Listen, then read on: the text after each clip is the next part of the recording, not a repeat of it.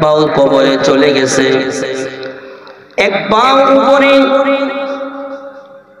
এখনো তোমার ছোটবেলার অবস্থা পরিবর্তন হয় না রে বান্দা।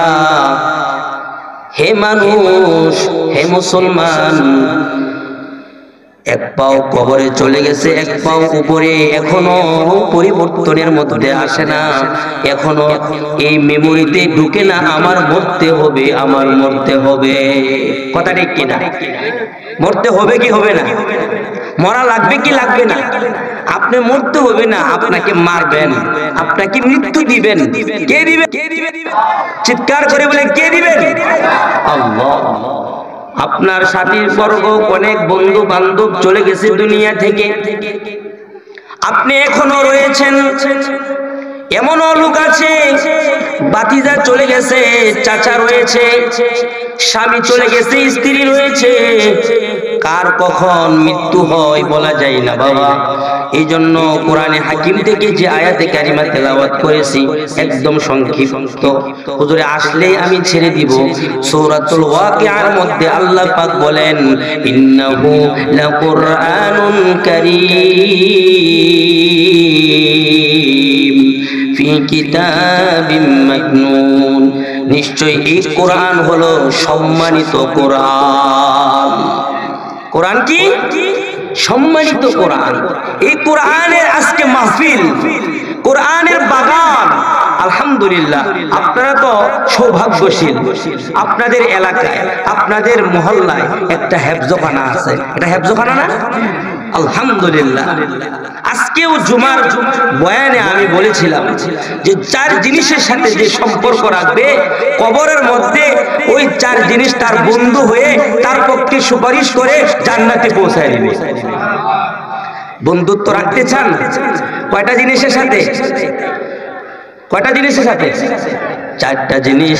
যে হাদিস আপনাদের সামনে তেলাওয়াত করেছি, হাদিসের মধ্যে আল্লাহ রাসূল বলেন, ইদা বুদিআল মাইয়িতু ফি কবরি জাআল কুরআনু ইনদা রাসি ওয়াস সালাতু আন ইয়ামিনি ওয়াস সিয়ামু আন শিমালি ওয়া সাইরুল হাসানাতি ইনদা রিজলাই।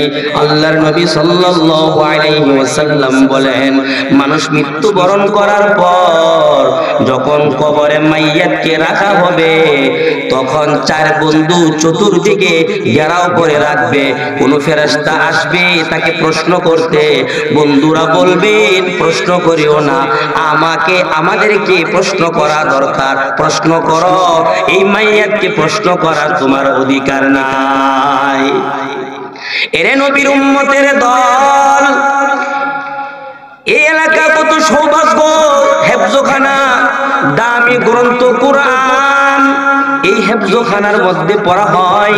বলা হয় যে এলাকার মধ্যে হেফজখানা আছে, কোরআনের আওয়াজ চলে, আল্লাহর কোরআনের আওয়াজ, বাতি সব সময় চলতেছে, জ্বলতেছে।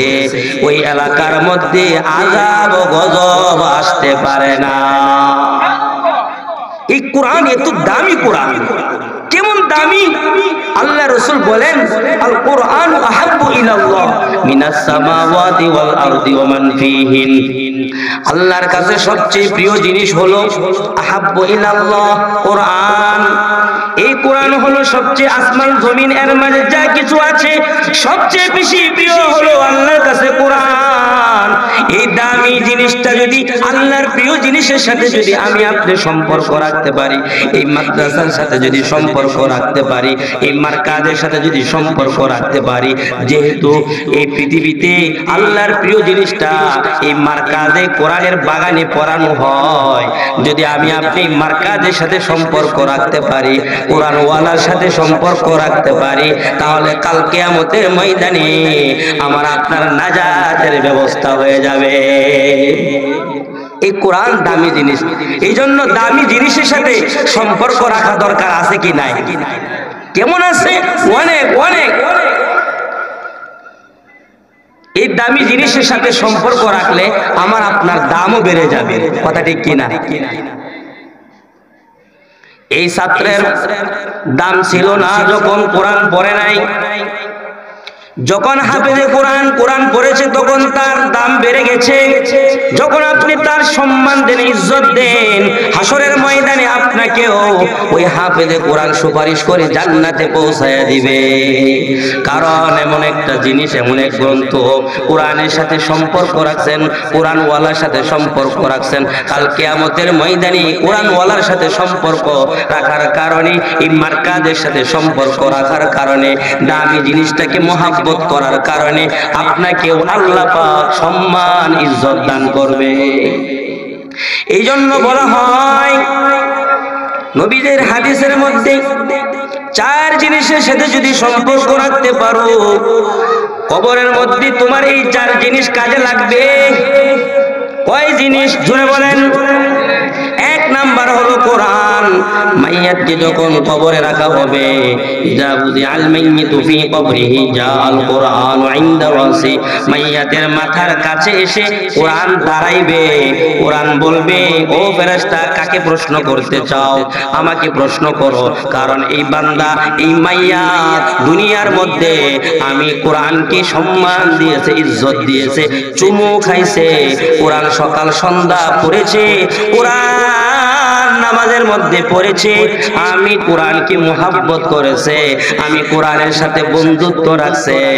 আমি মাইয়াতের পক্ষ হয়ে বলছি, এই মাইয়াতকে তুমি প্রশ্ন করবা না, যা প্রশ্ন করা দরকার প্রয়োজন আমি কোরআন নামক বন্ধুর কাছে প্রশ্ন করো। পরিশেষে দেখা যাবে কোরআন নামক বন্ধু এই মাইয়াদের পক্ষে সাক্ষী দিবে।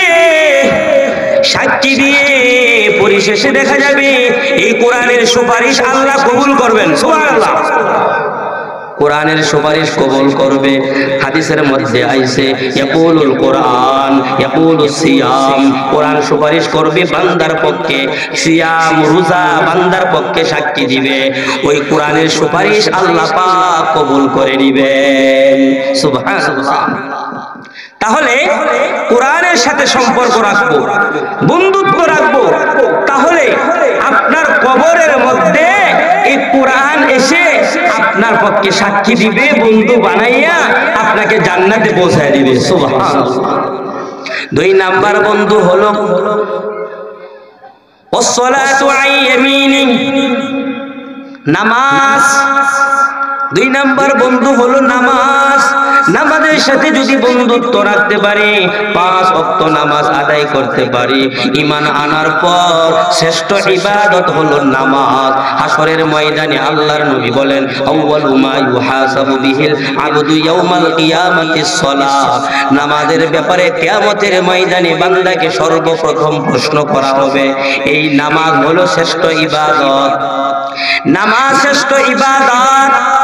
এই নামাজ নিয়ে গাফলতি করা চলবে না। নামাজ যার সুন্দর, নামাজ যার সহিহ, 5 ওয়াক্ত নামাজ। কয় ওয়াক্ত নামাজ? 5 ওয়াক্ত নামাজ। 2 ওয়াক্ত না, 3 ওয়াক্ত না, শুধু জুমার নামাজ নয়। আল্লাহ তাআলা কোরআনে বলেন, যারা নামাজের হেফাজত করবে, নামাজের হেফাজত করা মানে হলো রুকু সেজদা ঠিকমতো আদায় করা, এইভাবে সুন্দর করে নামাজ আদায় করা, নামাজে তেলাওয়াত করা, রুকু সেজদা ঠিকমতো আদায় করা। নামাজের হেফাজত করা মানে হলো 5 ওয়াক্ত নামাজ আদায় করা। আল্লাহ পাক কোরআনে বলছেন, ওয়াল্লাযীনা হুম আলা সালাওয়াতিহিম ইউহাফিজুন, সূরাতুল মুমিনুনের মধ্যে আল্লাহ পাক বলেন, জান্নাতুল ফিরদাউসের মেহমান হবে তারা যাদের মধ্যে 7টা গুণ থাকবে। প্রথম গুণ হলো যারা নামাজে খুশু খুজু নিয়ে নামাজ আদায় করবে। আল্লাযীনা হুম আলা সালাওয়াতিহিম ইউহাফিজুন, আল্লাহ তাআলা বলেন, ক্বাদ আফলাহাল মুমিনুন আল্লাযীনা হুম ফি সালাতিহিম খাশিউন।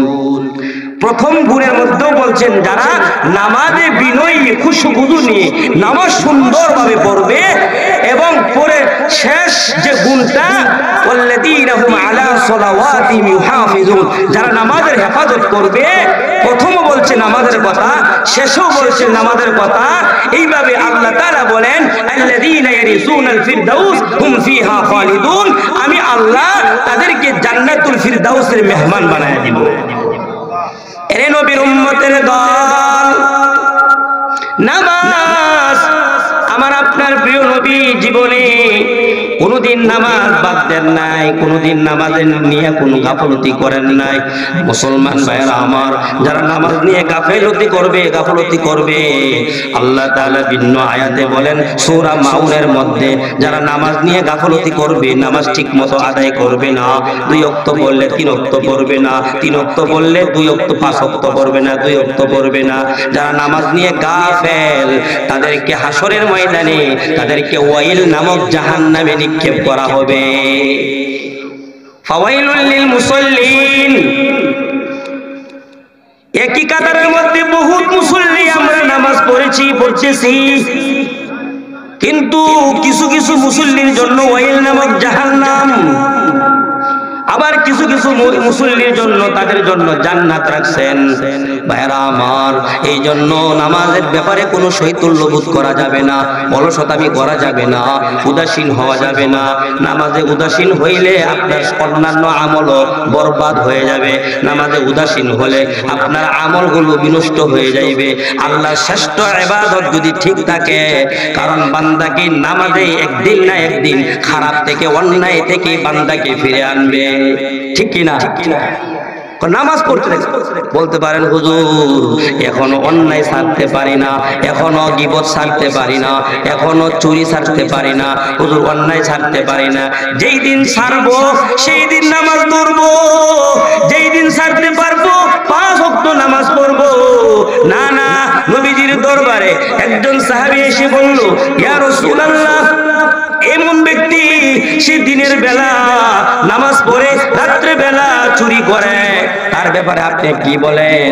নবীজি বললেন না না, তাকে নিষেধ করো না, সে নামাজ পড়তে থাকুক, চুরি করতে থাকুক, একদিন না একদিন এই নামাজই তাকে চুরি থেকে বিরত রাখবে।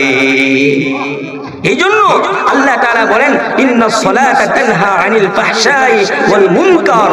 আল্লাহ তাআলা বলেন এই নামাজই বান্দাকে একদিন না একদিন ফাহিশা বর্হিত কুসংস্কার কাজ থেকে নামাজে বিরত রাখবে। কথা ঠিক কিনা? এটা কোন নামাজ? ওই নামাজ যে নামাজে আপনার খুশু আছে, যে নামাজে বিনয়ী আছে, যে নামাজে আল্লাহর জন্য নামাজ আদায় করেন, ওই নামাজে আপনাকে অন্যায় থেকে বিরত রাখবে। এরে নবীর উম্মতের দল, বলতেছিলাম হাদিসের ভাষ্য অনুযায়ী 4 বন্ধু আপনাকে কবরের মধ্যে বন্ধু হয়ে সুপারিশ করে জান্নাতে পৌঁছাইবে। 2 নাম্বার নামাজ, 3 নাম্বার হলো সিয়াম, রোজা। সামনে রমজান আসতেছে, আর মাত্র বেশি দিন বাকি নাই, 2 মাসের কিছুদিন বেশি আছে, আর মাত্র বেশি দিন বাকি নাই। রোজার জন্য প্রস্তুতি গ্রহণ করেন।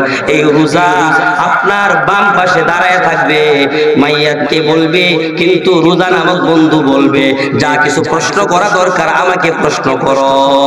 এইভাবে 4 নাম্বার বন্ধু হলো সাইরুল হাসানাত ইনদা রিজলাই। সমস্ত নেক আমল, ইবাদত, সমস্ত ইবাদত, নামাজ নেক আমল, রোজা নেক আমল, দান সদকা নেক আমল, সত্য কথাও নেক আমল, মানুষকে সেবা করাও নেক আমল। এই যে আজকে মাদ্রাসায় যে আপনারা দান করবেন, এটাও একটা নেক আমল। এটা আপনি কাল কিয়ামতের ময়দানে আপনার কবরের মধ্যে পায়ের কাছে সমস্ত নেক আমলগুলো দাঁড়িয়ে থাকবে, বলতে থাকবে মাইয়াতকে, যে মাইয়াতের পক্ষে হয়ে আমরা সুপারিশ করতে চাই, যা কিছু প্রশ্ন করা দরকার আমাদেরকে প্রশ্ন করব। এইভাবে 4 বন্ধু আল্লাহ ফেরেশতারা বলবে, ও ফেরেশতারা বলবে আল্লাহর কাছে, ওগো আল্লাহ, এই মাইয়াতকে প্রশ্ন করার কোনো সুযোগ নাই, কোনো শক্তি নাই, যা প্রশ্ন করতে চায় ওই 4 বন্ধু তারা বলে দেয়, যা প্রশ্ন করা দরকার আমাদেরকে প্রশ্ন করো। আল্লাহ বলবেন, ও ফেরেশতারা, এই 4 বন্ধুর সাথে যেহেতু সম্পর্ক ছিল দুনিয়ার মধ্যে, আমি আল্লাহ 4 বন্ধুর সুপারিশ কবুল করে এই মাইয়াতকে আমি জান্নাতের মেহমান বানায়া দিলাম।